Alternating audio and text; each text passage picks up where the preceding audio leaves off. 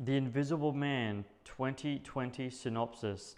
When Cecilia's abusive ex takes his own life and leaves her his fortune, she suspects his death was a hoax as a series of coincidences turn lethal.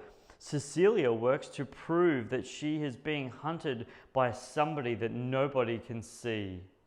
Hey guys, and welcome to my new movie review for The Invisible Man 2020. It's directed by Leigh Whannell. It came out obviously today, 2020, and it's rated MA15+, but here in Australia it's for MA15+, but it should have been rated R. That's what I think anyway. The duration is 2 heart-stopping hours and 4 minutes. It's a horror, mystery, sci-fi thriller. The incredible cast is Elisabeth Moss as Cecilia, but also as C, and Aldous Hodgins as James. And there's a few other cast members in this, guys, but I don't really want to dwell on them because those two are really the focal elements of this movie. Wow. Guys, okay, I got to start off with this.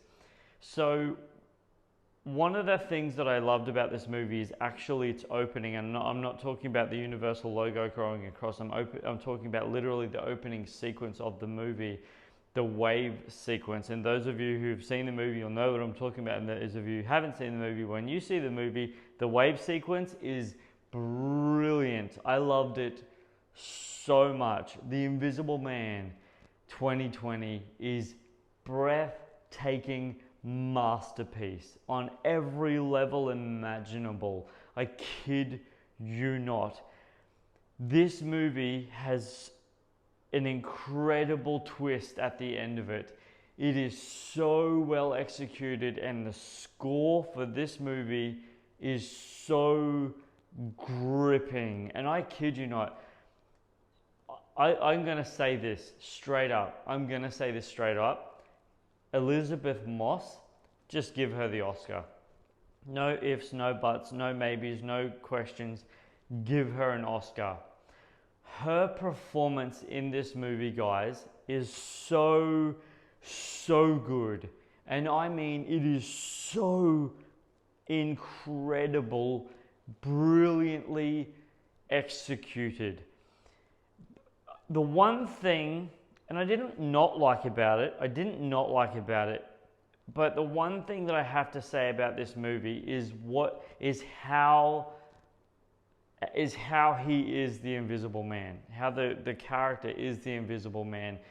I get why they did it, because it's like today's version of it, but I can understand why people, knowing the old renditions of it, would be like, that's stupid. But I get why they've gone this route of it.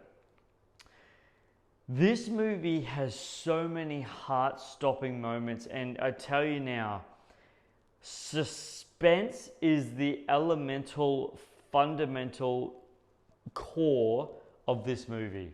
Suspense is literally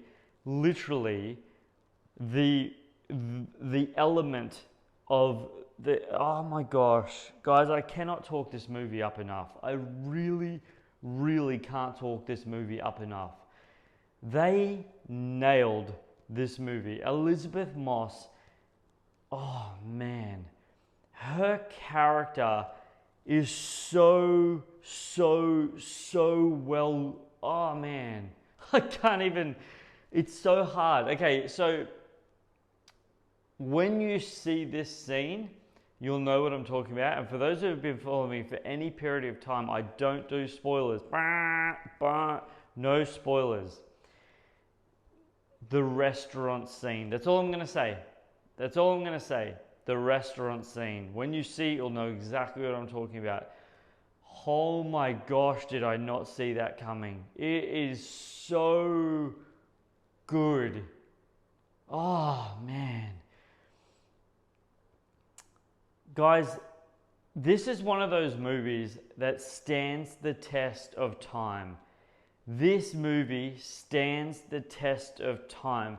Now, the question that I ask you guys, the question that needs to be answered in film, does this have, in my personal humble opinion, have the core DNA, what film needs to be film, to go back and re-watch it over and over and over because of just the storyline, the score, the chemistry with the cast, the acting, rewatchability.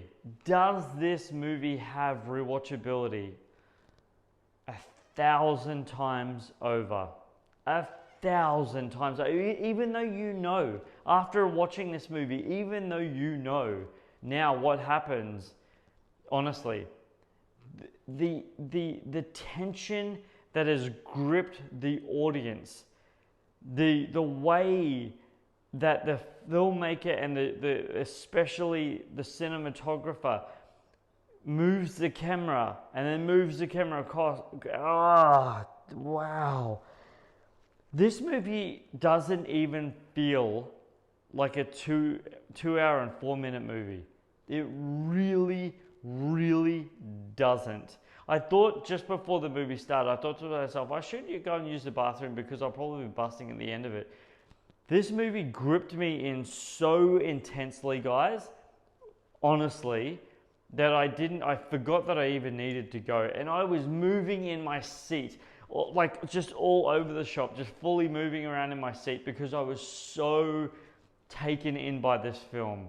Guys, I 1,000%, 1,000,000% encourage you, go and see The Invisible Man. I promise you, wholeheartedly, you're going to love it.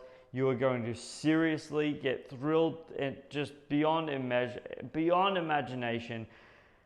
Seriously, guys, check out The Invisible Man. It is an absolute 1,000% must see. And for those of you who have been following me for any period of time, you guys know that my treat to you guys is trivia. So it's trivia time! This film marks the first for producer Jason Blum to reboot the Universal Monsters universe. Next piece of trivia is, guys, the second Universal Monster remake for their universe after The Wolfman 2010 in Australia. That's MA 15+.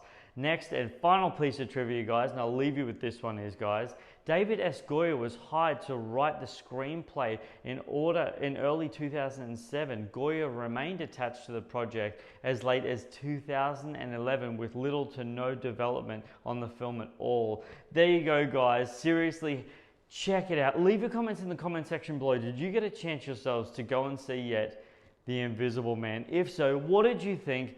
Did you love it as much as I did? Were you blown away by it? Were you just gripped in every moment of this film? Leave your comments in the comment section below. And while you're down in the comment section below, if you haven't, go ahead and hit that subscribe button, guys. I'd really appreciate it. And if you're on a mobile device and you're hitting that subscribe button, don't forget to click that bell for notifications. That way, when I drop anything, it'll be yours straight away. And speaking of straight away, guys, go and smash that thumbs up button if you appreciate my content. I really value that so much. You guys are amazing. And until my next movie review, whatever that may be, you'll have to click those buttons to find out. This is Superman Steve, guys, bringing you the review, my thoughts, my impressions for The Invisible Man. Flying out!